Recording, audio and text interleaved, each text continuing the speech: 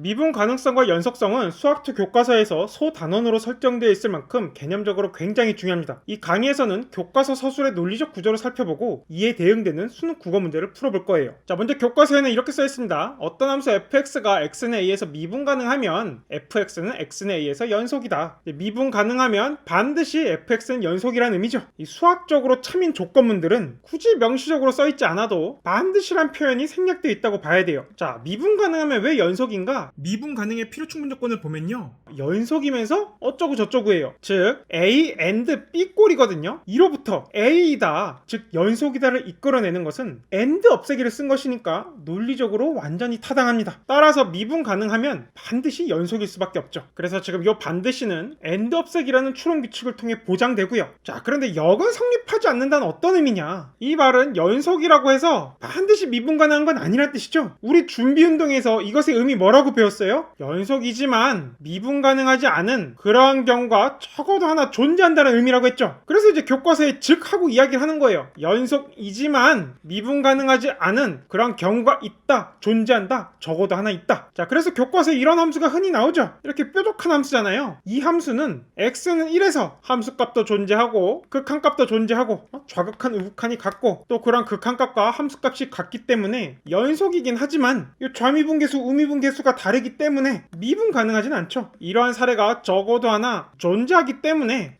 이렇게 존재하기 때문에 우리 뭐라고 얘기한다? 여기 반드시 성립하는 것은 아니다 라고 이야기할 수 있는 거죠. 자, 근데 우리는 발레를 활용하지 않고도 연속이라고 해서 반드시 미분 가능한 건 아니구나 라는 내용을 바로 추론할 수가 있어요. 자, 연속이라고 해서 반드시 미분 가능한 것은 아니다, 그걸 이 꼴을 활용해서 나타내면 A가 참이라고 해서 A and B가 반드시 참은 아니다로 나타낼 수 있고, 이건 당연히 맞는 말입니다. 이 반드시 화살표가 성립하려면 정보량을 기준으로 봤을 때 이 화살표 뒤에 있는 정보 B보다 A의 정보량이 많거나 같아야 됩니다. 이거는 생각해보면 당연한 것이 지금 이 전제에 있었던 정보량보다 결론에서 정보량이 더 많아져 버리면 지금 B가 참이라는 정보가 결론에서 갑자기 탁 튀어나왔죠. 이거에 대해서는 참인지 거짓인지를 우리가 알 수가 없어요. 참일 수도 있고 거짓일 수도 있고, 만약 B가 거짓이라면 이 and로 연결된 문장 전체가 거짓이 되기 때문에 A가 참이더라도 결론이 거짓인 경우, 이러한 경우가 있을 수밖에 없겠죠. 굳이 발레를 따져보지 않아도 정보량 개념으로 생각해보면 당연하구나 라고 받아들일 수 있어요. 참고로 수학적 추론을 비롯한 연역 논리는요, 항상 결론의 정보보다 전제의 정보가 많거나 같아야 돼요. 이런 이유로 연역 추론은 새로운 지식, 정보를 만들지 못한다고 하는 거고요. 반면에 귀납 추론은 전제에 없었던 정보가 결론에서 툭 튀어나와요. 논리가 한번 점프, 비약한다고요. 가장 대표적으로 내가 지금까지 관찰한 까마귀는 모두 검다는 것을 근거로 이 세상 모든 까마귀는 검어, 이러한 일반화는 전제에 비해 결론의 정보량이 훨씬 많죠. 왜냐? 내가 관찰하지 않은 까마귀도 다 검다라는 정보가 결론에 탁 덧붙어있기 때문에 그래요. 이것에 대해서는 우리가 참인지 거짓인지 알 수가 없기 때문에 귀납 추론을 통해 나온 결론은 전제가 설령 다 참일지라도 항상 거짓일 가능성이 있습니다. 자, 그래서 정리해보면 미분 가능하면 연속이라는 것은 정보량이 적어지는 연역 추론이에요. 반면에 그 역은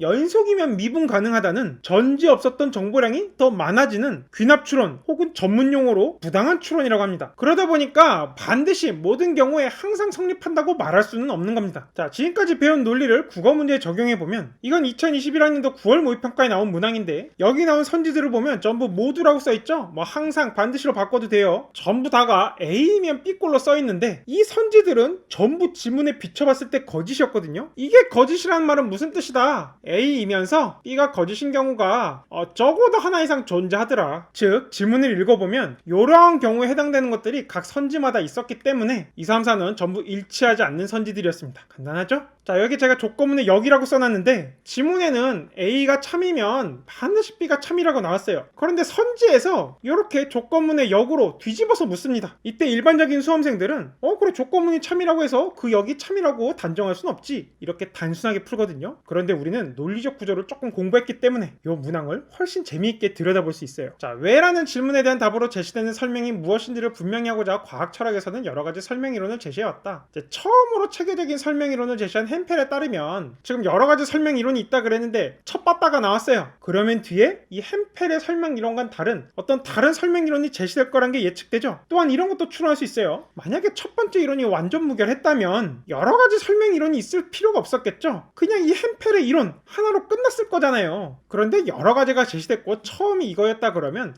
이 첫 이론에 뭔가 논리적인 문제가 있었구나. 그래서 이러한 문제를 해결하기 위해서 다른 방식의 설명 이론이 제시됐고 또 거기에도 뭔가 해결되지 않는 문제점이 있어서 또 다른 설명 이론이 등장하고 이런 식이었겠구나 하고 글의 전개 흐름을 예측해 볼 수가 있어요. 하여튼간에 햄펠에 따르면 이 설명이라는 것은 몇 가지 요건을 충족하는 논증이어야만 한대요. A이어야만 B다. 이 말은 A가 아니면 B가 아니란 뜻이에요. 이 관계는 논리학이 아닙니다. 우리가 이어야만을 이러한 의미로 사용하고 있다라는 것을 제가 재확인한 것에 불과해요. 우리 언어 공동체가 A이어야만 B다. 어떤 의미로 쓴다고요? A가 아니면 B가 아니다. 그리고 이제부터 논리학. 이거는 B면 A구나. 그래서 A이어야만 B는 B면 A와 같은 말입니다. 이건 뭐 따로 외울 게 아니에요. 포유류이어야만 고양이이다. 이 말은 포유류가 아니면 고양이가 아니란 뜻이죠. 그리고 그 말은 고양이이면 포유류라는 뜻이기도 하고요. 자, 그래서 지금 몇 가지 요건, 어떤 요건들이 있는지 나열될 거라고 예측이 되죠. 참고로 여기서 요건은 필요 조건의 줄임말이에요. 이러한 조건문이 참이라고 하면 이 뒤에 있는 게 필요 조건, 앞에 있는 게 충분 조건이죠. 그래서 지금 이 지문은 설명일 때에 이러한 요건들이 필요 조건이다. 즉 설명이면 이러한 요건들을 만족시킨다 라는 걸 하나하나 설명할 거예요. 그래서 총 3가지 조건을 모두 충족해야 된다. 첫째, 둘째, 셋째. 설명이면 첫째, 둘째, 셋째를 모두 만족해야 된다는 거죠. 요 3개가 설명의 필요 조건, 요건이다. 그래서 이 3번째 조건 보면 건전한 논증이어야 된다는 거예요. 자, 그런데 선지 봐봐요. 건전한 논증이면 그것은 반드시 설명이다라고 하는데 설명이면 반드시 1, 2, 3이 성립해야 되죠. 이러한 추론 적절해요, 적절하지 않아요? 당연히 적절하지 않죠. 그 이유는 전제에서 참이라고 가정한 정보량보다 결론에서 참이라고 주장하는 정보량이 훨씬 더 많아서. 그래서 1번이 적절하지 않아서 정답이었습니다. 적절하게 바꾸려면 어떻게 바꿔야 돼요? 화살표의 방향을 뒤집으면 되죠. 어떤 것이 설명이면 그것은 반드시 건전한 논증일 수밖에 없어요. 어떻게? and 없애기를 통해서. 단순히 뭐 조건문에 여기여서 반드시 참인이라고 얘기할 수 없다라고 하는 것보다 이게 훨씬 더 고급지고 논리적이고 멋있는 설명이죠. 자, 그리고 이 구조를 자세히 보면은 결국 이 선지는 연속이면 반드시 미분 가능하다고 주장하는 거랑 구조가 똑같죠. A가 참일 때 반드시 A and B가 참이다. 이런 건 성립할 수가 없죠. 전제의 정보량보다 결론의 정보량이 더 많으니까. 그래서 1번 선지는 연속이면 미분 가능하냐? 이게 왜 적절하지 않은지를 아냐? 라고 묻는 거랑 논리적 구조가 완전히 똑같습니다. 굉장히 재밌죠? 어쩌면 이 강의 저만 재미있을 수도 있어요. 그냥 제가 재미있어서 찍는 강의고 제 자기 만족을 위해 찍는 강의입니다. 만약에 여러분들이 이 강의를 재밌게 느꼈다면 그거는 그냥 저랑 코드가 비슷해서 재밌는 거고 일반적으로 이 강의는 대다수의 학생들에게 무슨 말이야? 뭐 이런 국어 강의를 찍고 있어? 라고 반응할 만한 굉장히 황당한 강의죠. 하여튼 이번 강의 재밌었다면 또 다음 강의에서 더 재밌는 내용으로 저랑 만나죠.